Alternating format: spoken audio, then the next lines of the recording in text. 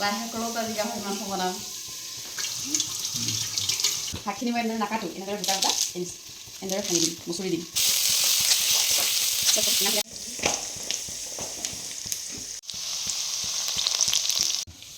Hello' everyone, এতিয়া মই বনাবলৈ লৈছোঁ গাহৰি মাংসখিনি মই বইল কৰি লৈছোঁ, বইল কৰি কুকাৰত বইল কৰি ল'লোঁ। আৰু এতিয়া মই কেৰাহীত তেল দিছোঁ, পিঁয়াজ দিছোঁ, পিঁয়াজ মোৰ জ্বলি আহিব, ৰঙচুৱা হৈ গ'ল। এতিয়া মই মাংসখিনি ঢালি দিম।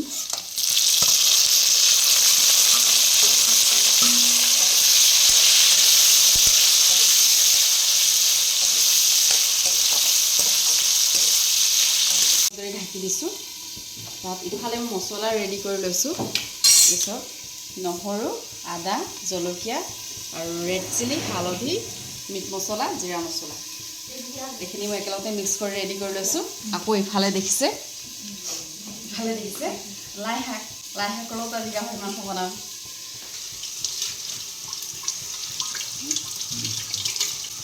লাই শাকখিনি ধুই লৈছোঁ। লাই শাকৰ লগত গাহৰি মাংসৰ টেষ্টে বেলেগ। আজিকালি লাই শাক নতুনকৈ ওলাইছে, বহুত বালি লাগি থাকে, বোকা, সেইটো কাৰণে ভালদৰে ধুই লৈছোঁ। এতিয়া মই ৰেডি কৰি থোৱা মছলাখিনি মই ঢালি দিছোঁ।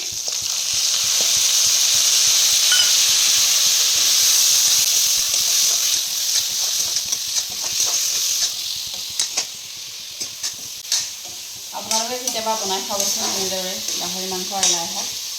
বহুতে বনাই খায়ো। শাকখিনি মই এনেদৰে নাকাটো, এনেদৰে গোটা গোটা এনেদৰে ভাঙি দিম, মচুৰি দিম। মচুৰি দি দিলে ডাঙৰ ডাঙৰকৈ মাংসখিনিৰ পৰা তেলটো ওলাই আহিছে। এতিয়া মই শাকখিনি ঢালি দিছোঁ।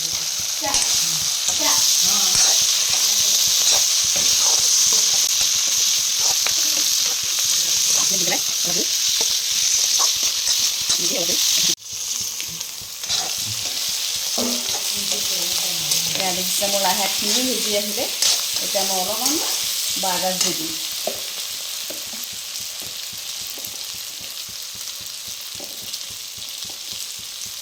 গাজ টেঙা এচামুচ দি দিলোঁ।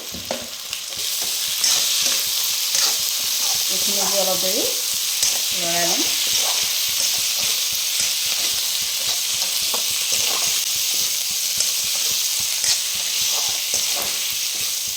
চাওকচোন ইমান ধুনীয়া কালাৰ আছে,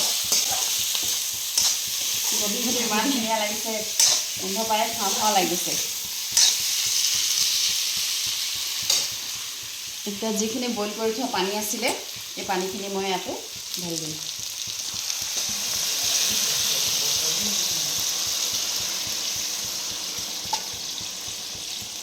এতিয়া মই এইখিনি পানী দি 10-15 মিনিটৰ কাৰণে ঢাকি থৈ দিম। এতিয়া মই অলপমান ধনিয়া পাত কাটি থৈছিলোঁ, দি দিছোঁ।